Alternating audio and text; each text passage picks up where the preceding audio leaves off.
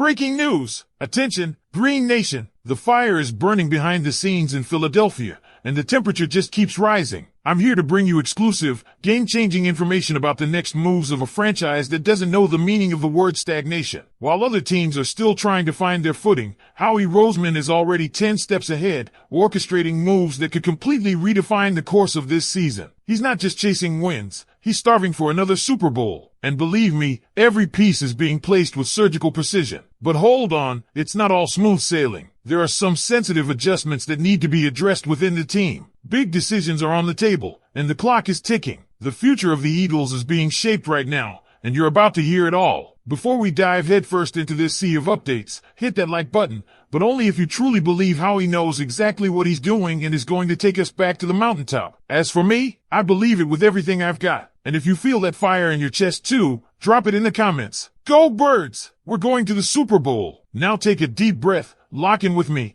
and get ready to discover what's about to shake the very foundation of the NFL. Let's get into it. Let's get right into it. Nolan Smith is heading into his third year with the Philadelphia Eagles, and he's speaking with the mentality of a man who knows he's no longer just a promising rookie, he's a cornerstone. On Good Morning Football, Smith didn't shy away from expectations. He didn't downplay the weight of a Super Bowl title. Instead, he stepped into it with confidence, calling the Eagles' locker room connection special and setting the tone for a team that's not just celebrating the past, but laser-focused on defending their crown. And while some would expect him to point fingers outside the division for the next threat, Smith looked right inside the NFC East and named the Washington Commanders as the team most capable of knocking off the Eagles. That's right, the same Commanders who gave Philly a tough battle last season, a game where Jalen Hurts exited early. Nolan respected how Washington pushed the Eagles to the edge and warned fans not to overlook them. With Dan Quinn stepping into his second year as head coach and Jaden Daniels maturing in his sophomore campaign under OC Cliff Kingsbury,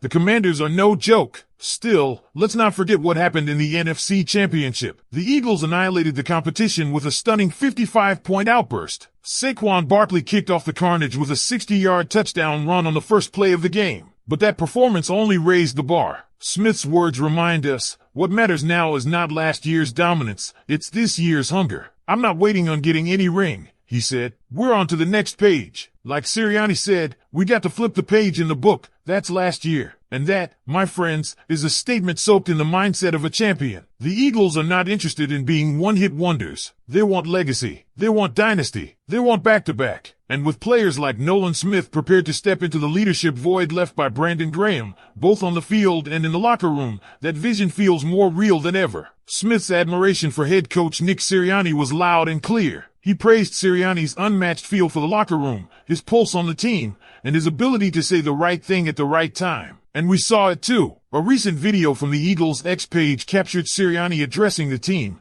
saying, "Treat praise like perfume, sniff it but don't drink it. It's poison." That's the kind of culture Philly is building, grounded, focused, and never complacent. And speaking of never settling, let's talk offense. Kevin Patulo steps into the shoes of Kellen Moore as the Eagles' new offensive coordinator. Moore did a phenomenal job and earned a head coaching gig with the Saints. Now, the pressure is on Patulo to ensure the Eagles don't repeat the offensive collapse we saw under Brian Johnson post-Super Bowl. But if you ask Dallas Goedert, the vibes are high. The tight end raved about Patulo's creativity and subtle changes during OTAs. "I'm really excited for Kevin," Goedert said. "He's been with us since I got here. He's waited his turn. He's making changes here and there, and I love how he's thinking about ways to get me the ball." That's the kind of evolution this offense desperately needs. Under Sirianni, the Eagles' offense since 2021 has been top tier, 4th in EPA, 2nd in passing yards per attempt, 3rd in scoring, and consistently near the top in efficiency metrics. But stagnation is death in this league. If Patulo brings his own flavor, his own tweaks and wrinkles, this team could elevate to an entirely new level. Now let's flip over to the defensive side once more. The breakout buzz surrounding Moro Ojono is real, and it's gaining national steam. Ojono didn't get a huge workload last season,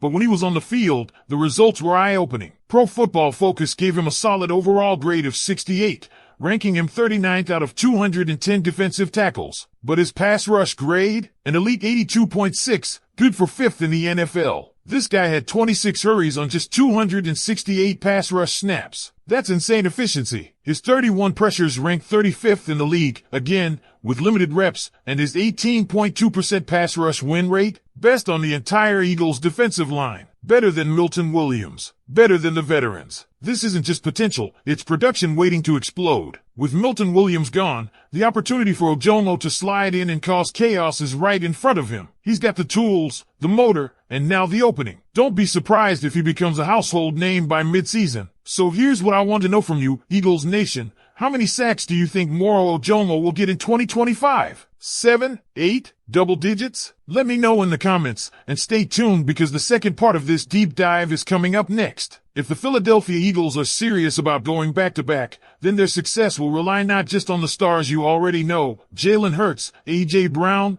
DeVonta Smith, Saquon Barkley, but on the emergence of breakout players like Moro Ojono. This is the hidden advantage great teams find when mid or late round guys, rotational depth pieces, step up and become core contributors. That's what Ojono represents heading into 2025, not just potential, but real production. He's more than just filling Milton Williams' shoes. He's poised to exceed what Williams brought to the table. Let's be clear, Ojono's numbers aren't a fluke. An 18.2% pass rush win rate is elite no matter how you slice it. He's disruptive, explosive off the line, and he knows how to collapse the pocket without overextending himself. In today's NFL, interior pressure is one of the most valuable weapons a defense can have, and if Ojono can maintain even 80% of his efficiency over an expanded workload, he'll be one of the most impactful young defensive tackles in the league. And while the D-line is gaining a rising force, the offensive side of the ball is leaning heavily on continuity with just enough innovation. That's where Kevin Patulo comes in. This isn't a guy who's just now learning how to call plays. He's been embedded with Nick Sirriani since their Colts days. He knows the system. He knows the personnel. He's been building toward this moment, and now it's time to see if he can modernize and energize an offense that looked lifeless at times last season. Dallas Goedert's endorsement isn't empty praise. If Patulo is bringing new looks,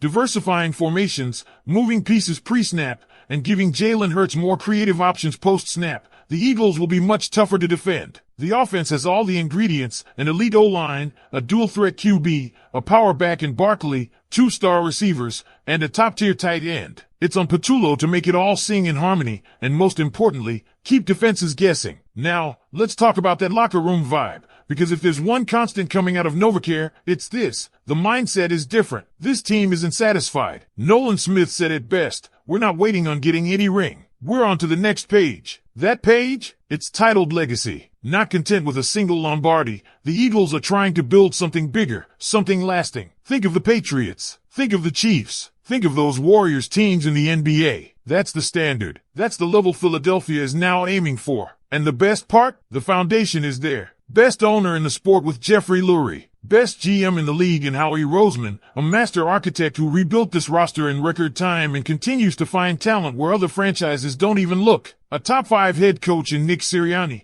who's proven time and again that he can motivate, innovate, and most importantly, lead. There's a reason veterans want to stay in Philly. There's a reason players like Smith, Ojono, and others are developing at this pace.